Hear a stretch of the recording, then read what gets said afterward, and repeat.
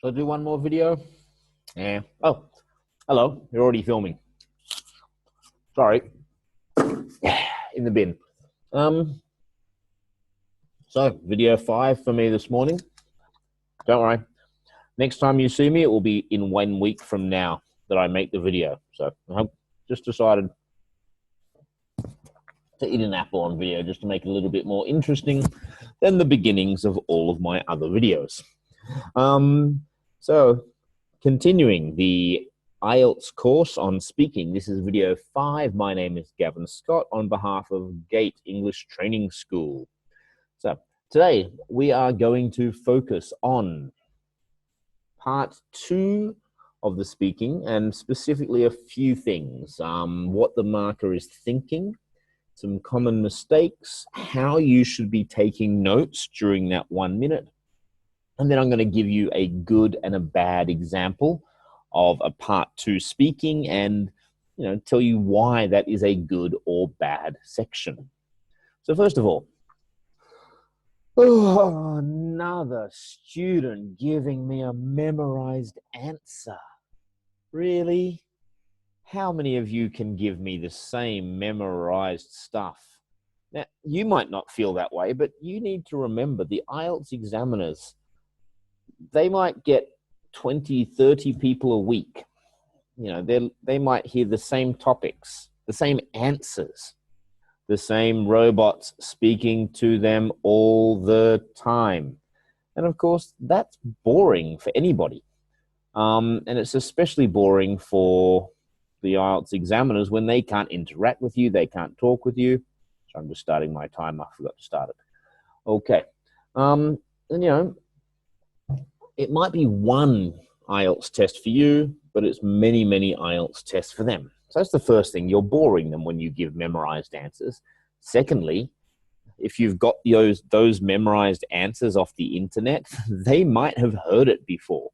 I've actually had that where I've had the same answer 3 or 4 times on a weekend. Another thing on top of that is the idea that the delivery of a memorized answer is not exactly natural. It's not a normal delivery. So, and the IELTS examiners can recognize this in the way we see you talk, the way you have your body language. Now, when I'm talking to you right now, this is not a prepared speech. I'm literally looking at the PowerPoint and remembering my plan. I mean, I thought about what I was going to say. I planned it out before, and I've taught it many times, but I haven't memorized what I'm saying to you now. And the way I pause at times, it's natural pausing when you're speaking. When you give a memorized answer, you don't speak in the same way. So it would be more like this. When you give a memorized answer during a presentation or speech, you suddenly change your body language because you're no longer accessing this side of your brain. You're now going up to this side of your brain. Now, I can't remember which one, but it's different kind of, you're accessing different parts of your brain. And when you give that memorized answer, automatically you're thinking more about accessing that memory than you are about just speaking naturally. It uses more energy. It actually takes your brain more work, more energy to try to access a memorized answer. It makes you suddenly lose energy for speaking naturally, and your hands and body language and facial expressions, and suddenly you turn into a robot. So that's another thing. It's really, really obvious in probably 9 out of 10 students who have memorized answers.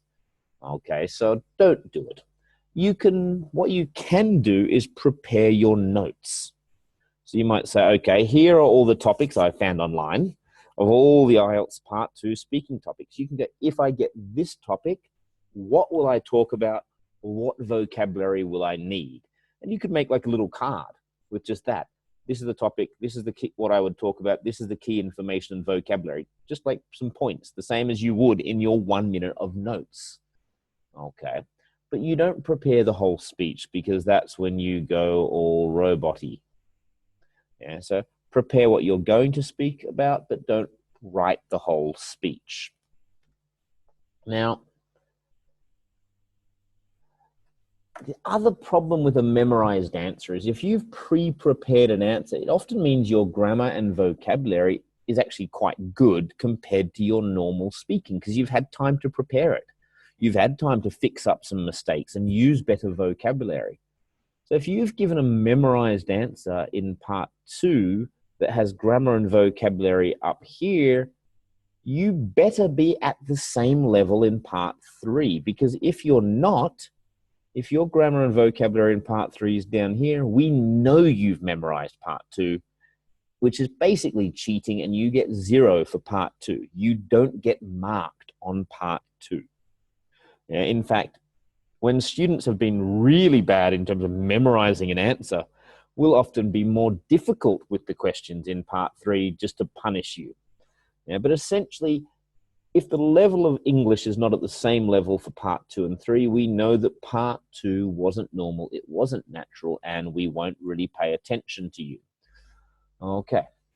Now, if it isn't memorized, all you really need to think about is, are you answering the question and staying on topic? That's what the examiner's thinking about.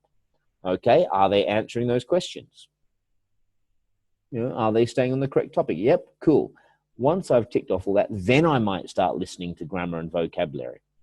If you have given a memorized answer, I'm not going to judge you on your grammar and vocabulary. I'm not going to judge you on your fluency.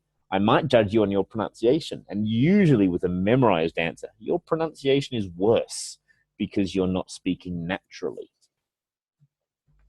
Okay, some other thing. The starting structure of your part 2 speaking for IELTS should be confident, and it can be a little bit memorized. Just that first half sentence. You can have a standard structure that you use every time. I've had a lot of people, both in my class and in the past when I was an examiner, going like, okay, yeah, I would like to talk about my favorite book, which is, Harry Potter, the last one. It's just terrible because you think, oh, I start speaking now, yeah, and you get lost. You're not organized, you're not prepared. So the first time you take the IELTS test, I can understand that. You're a little bit nervous and you're not paying attention and you're not ready when they say, start speaking now. When they say that, start speaking now, straight away, okay, the book that I would like to talk about is, straight away, you should be ready for that. The other common mistake that people make, and I've heard this so many times, is the 100 ands. Literally 2 weeks ago with a student, hello Angel, if you're watching this video, I remember writing down everything they said in part 2 and then going through and counting all of the ands. I think it was 12 ands in one long sentence. So the students would be like, oh, and the thing that I like to do in this park is I like to do many things, such as play with my friends, and I sometimes sit on the bench and read a book, and I often go there on a Sunday morning with my parents and just talk. And also the park can be very beautiful even in winter when it is cold, because they have a lake, and on the lake you can go ice skating. And this lake can be very beautiful when it is covered in snow and you see all the people ice skating on the lake. And the reason why,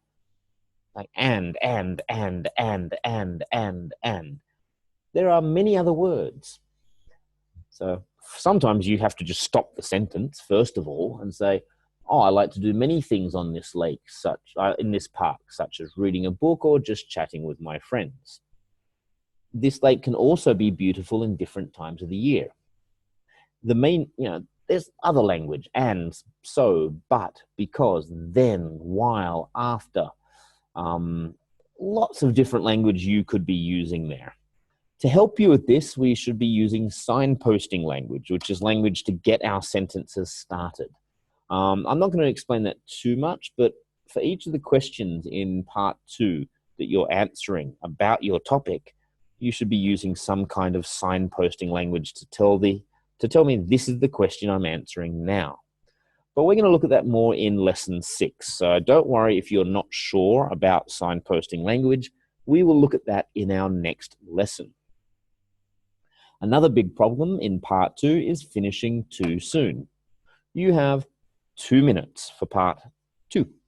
Now, if you've only got 2 minutes and you can't speak for 2 minutes, that tells me you're not very good at English. You're not good enough to study in a university in a foreign country. If you can't talk for 2 minutes, you should be able to comfortably speak for 2 minutes. So no matter what happens, just keep talking until they stop you.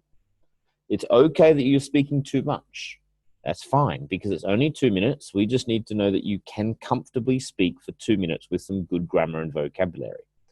Okay, so not finishing is better than finishing too soon. Now, the one thing you must do is at least make sure that in that 2 minutes, you've at least covered 3 of the questions.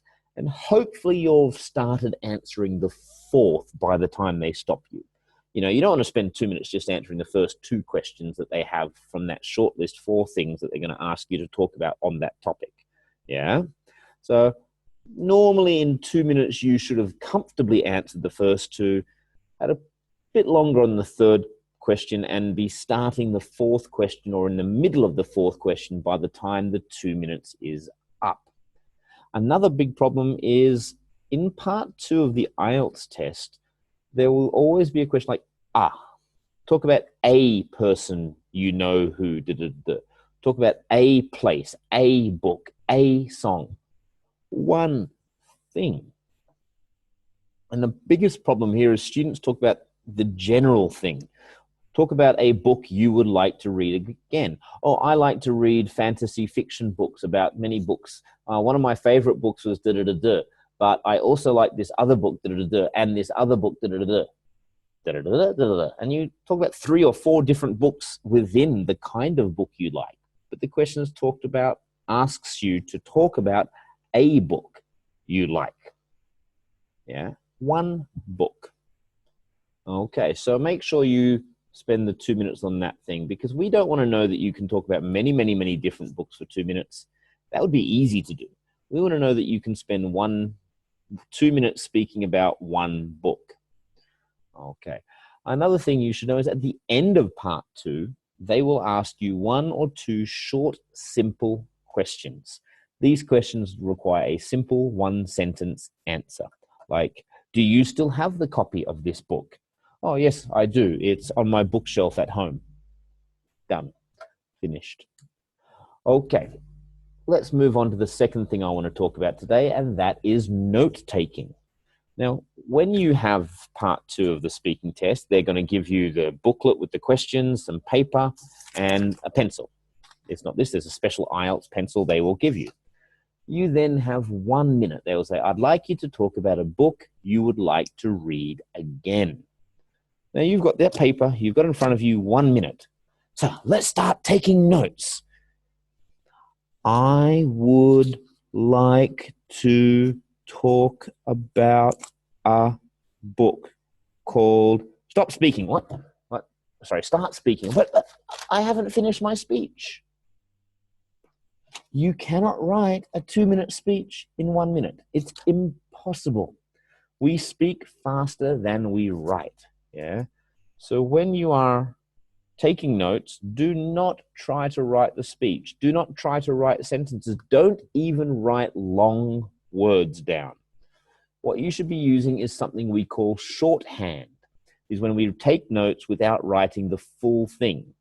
Okay, so have a look at my example of some shorthand here. Okay, maybe some difficult words that are important to say, you might have the whole word written out. But a lot of the other times you'll just use some letters to say.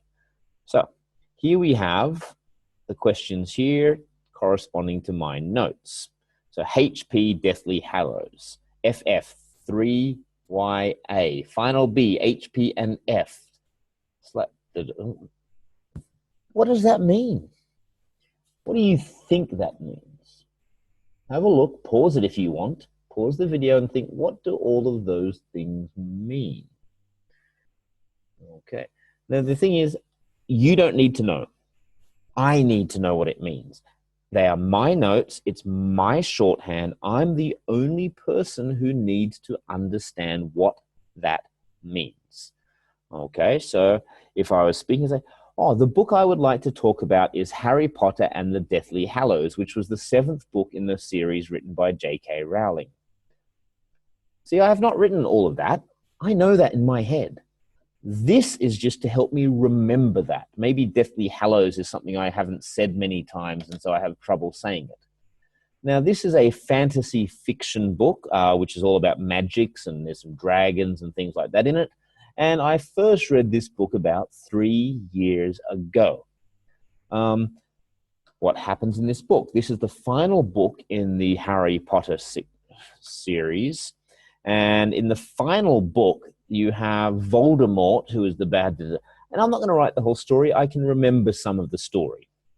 The reason why I like to read again, it has a complicated plot that goes together quite well over the 7 books, with many, many little stories that come together. I also like the good characters that Ms. Rowling has built over the 7 books. So these notes are not for anybody but you to understand. You can write notes in Chinese if you really want. The most important thing is you have 1 minute. You need to get that organized and down. 4 questions, 4 sets of notes as quickly as you can without writing long words and long sentences.